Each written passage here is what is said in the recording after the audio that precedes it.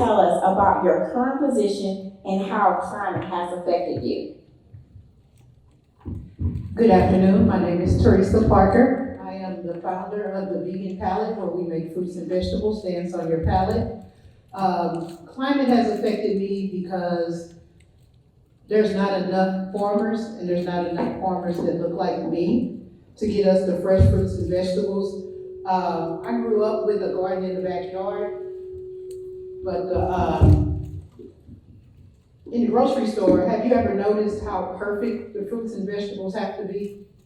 And if you've ever had a garden, they're not perfect. So I would rather have the imperfect fruits and vegetables, because I've known that they've grown, they come from a farmer. I try my best to shop at the farmers markets, directly with the farmers. So just keep that in mind when you're grocery shopping. Hello, my name is Tabitha Westbrooks Brown. I am the owner of Crumble and Crumbs. And as Teresa was saying, I use a lot of products in my bakery goods that are also come from farm. And one is eggs. And eggs have doubled.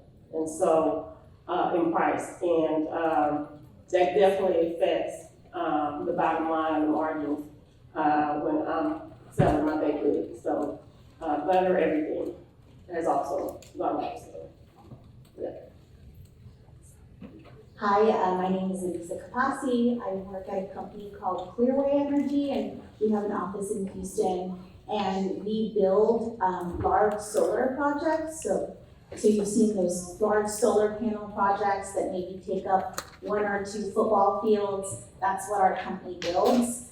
And my impact with climate, I think I was thinking about, like, what's the most important thing to me? It's my family and my friends. And one of the big things that I recognize is climate and climate change is affecting their health and safety. So for example, we talked about food, how it seems like every time we want to make a smart choice, it also hurts our pockets a lot more. It's more expensive. And why should I have to, and my family have to pay more to be more healthy? And that's one of the big things that I'm really concerned about, is my family and my community and how it's affecting our health. Good evening. My name is Amanda Keenan-Bryce. I am with Pattern Energy. I actually work at a similar company as Clearway, with the exception of our main bread and butter, as you call it, is wind farms. So we're in North America and recently sold some solar in Japan. I am a senior asset manager, also retired HR professional, advisor, mentor, all the things, because I still have that in my blood.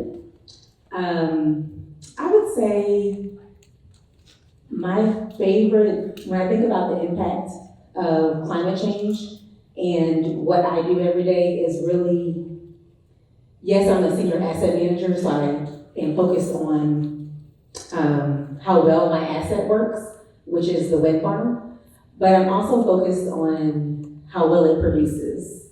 Because if it's not producing, then it's not giving us more clean energy. And so I work very closely with facility managers. While I am based here in Houston, as you all may know, most wind facilities are in more rural areas. And so the immediate emissions impact is in that area. However, what I hope to do here in Houston is to educate people who look like me and understand the value of all clean energy, not just wind, but solar, where actually solar can be in more urban areas. You have hydrogen, you have a lot of green hydrogen, to be specific. You have a lot of other technologies that are out there, and so it's really important for me to spend my time in the community and also my own family, and making sure we understand, like, what happened with Winter Storm Uri, right? Does everybody remember Winter Storm Uri? We have 5 farms, 5 winter wind farms here in Texas. And how did that impact our company? But more importantly, how did that impact, to be frank, my pocket, your pocket, the businesses that we support in their pocket, and the education and what really happens in these electric markets that are diverse. Oh, she said Calgene.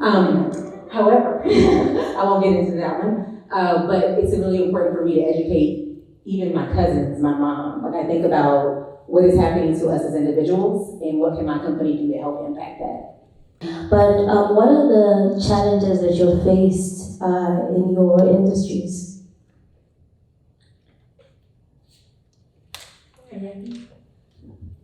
That's a very heavy question. I'll start off by just saying that, just to give y'all perspective, I think the biggest thing is what we call sponsorship, which is very different from mentorship.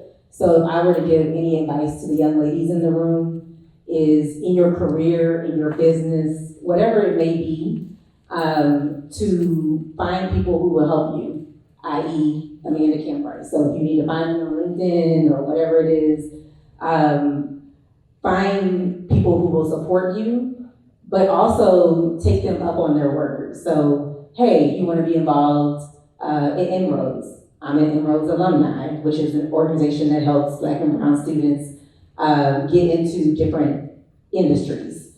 I would just say that sponsorship has been a challenge for me, and I would say, but also remember who you are and where you're planted. So that would be the advice I'd give you to the challenge.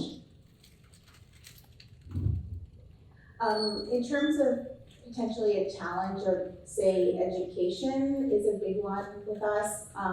What we do is we're trying to make renewable energy more accessible to everyday households, and we're actually trying to provide like a monetary savings for your electricity bill.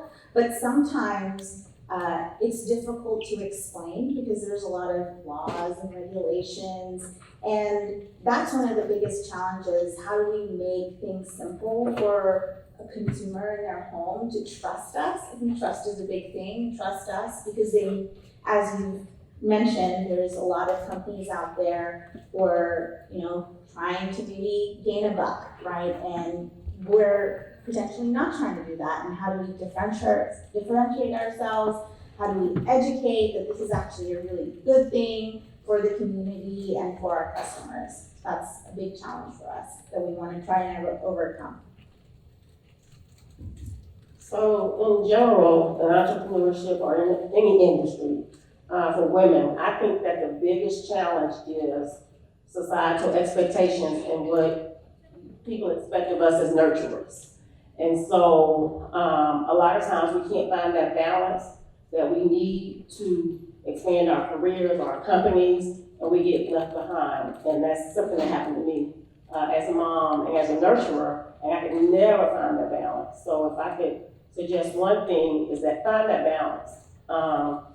Have a supporting family, a supporting spouse, where you can find that balance to also work on your career as well and your company, because you will find yourself left behind. So that is very, very important. I'm in my 50s and I'm just now starting to get set in entrepreneurship because I've always taken care of everybody else but myself.